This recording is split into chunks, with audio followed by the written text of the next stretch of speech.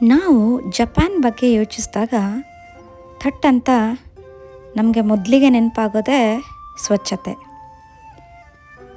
ರಸ್ತೆಗಳು, ರೈಲುಗಳು, ಶೌಚಾಲಯಗಳು ಎಲ್ಲವೂ ಅತಿಯಾಗಿ ಸ್ವಚ್ಛವಾಗಿರ್ತವೆ. ಆದರೆ ಪ್ರಶ್ನೆ ಏನೆಂದರೆ, ಜಪಾನ್ ಇಷ್ಟು ಸ್ವಚ್ಛವಾಗಿರೋದಕ್ಕೆ ಕಾರಣ ಏನು ಅಂತ. ಜಪಾನ್ನಲ್ಲಿ ಸಾರ್ವಜನಿಕ ಸ್ಥಳಗಳಲ್ಲಿ ಯಾವುದೇ ಡಸ್ಟ್ಬಿನ್ಗಳು ಕಾಣಸಿಗೋದಿಲ್ಲ, ಅತಿ ಕಡಿಮೆ. ಆದರೂ ಯಾಕೆ ಇಷ್ಟು ಸ್ವಚ್ಛವಾಗಿದೆ ಅಂದರೆ, ಇಲ್ಲಿನ ಜನರು ತಮ್ಮ ಕಸನ ತಮ್ಮೊಂದಿಗೆ ಮನೆಗೆ ತಗೊಂಡು ಹೋಗ್ತಾರೆ.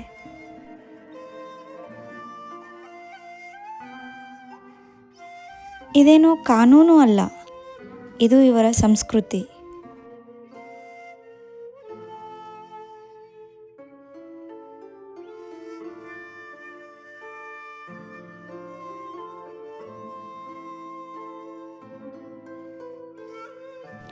ಜಪಾನ್ ಶಾಲೆಗಳಲ್ಲಿ ವಿದ್ಯಾರ್ಥಿಗಳು ತಮ್ಮ ಕ್ಲಾಸ್ ರೂಮ್ಗಳನ್ನು ತಾವೇ ಸ್ವಚ್ಛಗೊಳಿಸ್ತಾರೆ. ಇಲ್ಲಿ ಸ್ವೀಪರ್ ಇರಲ್ಲ, ಮಕ್ಕಳೇ ನೆಲ ಒರೆಸ್ತಾರೆ, ಕಿಟಕಿಗಳನ್ನ ತೊಳಿತಾರೆ. ಇದರಿಂದ ಅವರಿಗೆ ಇದು ಒಂದು ಜೀವನದ ಪಾಠ ಸಿಗುತ್ತದೆ. ಇಲ್ಲಿ ಸ್ವಚ್ಛತೆ ಎಲ್ಲರ ಜವಾಬ್ದಾರಿ ಎಂದು ಹೇಳಲಾಗುತ್ತದೆ.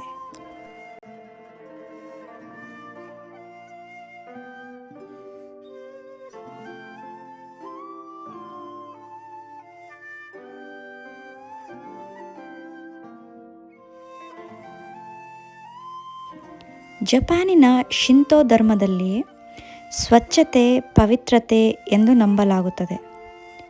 ಅಶುದ್ಧತೆ ಕೆಟ್ಟ ಶಕ್ತಿಗಳನ್ನು ಆಕರ್ಷಿಸುತ್ತದೆ ಎಂದು ಇವರ ನಂಬಿಕೆ. ಇದೇ ಕಾರಣಕ್ಕೆ ಅಡುಗೆ ಮನೆ, ಶೌಚಾಲಯ, ರಸ್ತೆ ಎಲ್ಲವೂ ಗೌರವಕ್ಕೆ ಅರ್ಹ.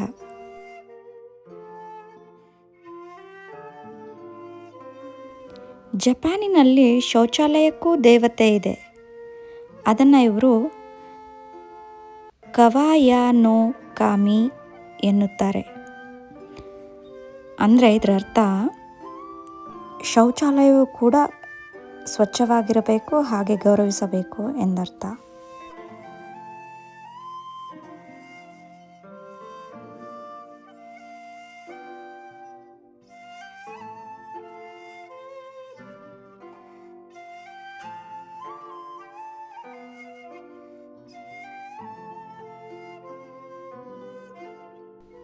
ಜಪಾನ್ನಲ್ಲಿ ಯಾರಾದರೂ ಕಸ ಹಾಕಿದರೆ ಅವರಿಗೆ ಕಾನೂನು ಭಯಕ್ಕಿಂತ ಸಾಮಾಜಿಕ ಲಜ್ಜೆ ಹೆಚ್ಚು. ನನ್ನಿಂದ ಇತರರಿಗೆ ತೊಂದರೆ ಆಗಬಾರದು ಎಂಬ ಮನೋಭಾವ, ಈ ಮನಸ್ಥಿತಿಯನ್ನು ಹೊಂದಿರ್ತಾರೆ.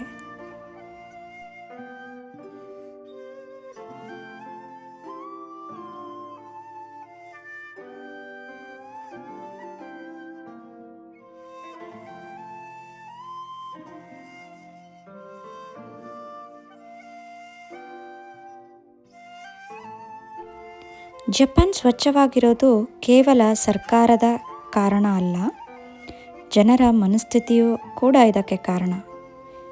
ಇಲ್ಲಿ ಸಿಸ್ಟಮ್ ಪ್ಲಸ್ ಶಿಸ್ತು ಪ್ಲಸ್ ಸಂಸ್ಕೃತಿ ಈಕ್ವಲ್ಸ್ ಟು ಸ್ವಚ್ಛ ದೇಶ.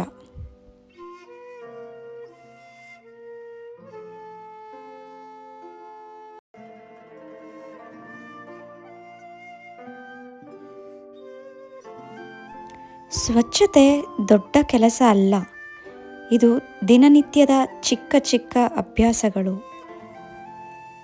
ಜಪಾನ್ ನಮಗೆ ಕಲಿಸುವ ಪಾಠ ಏನೆಂದರೆ, ಬದಲಾವಣೆ ನಮ್ಮಿಂದಲೇ ಆರಂಭ.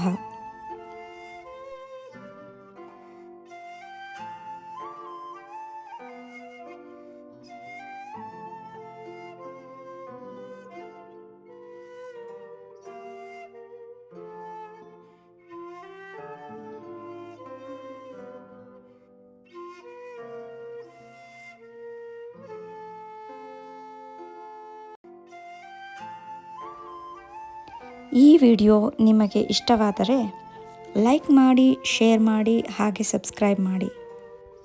ಧನ್ಯವಾದಗಳು.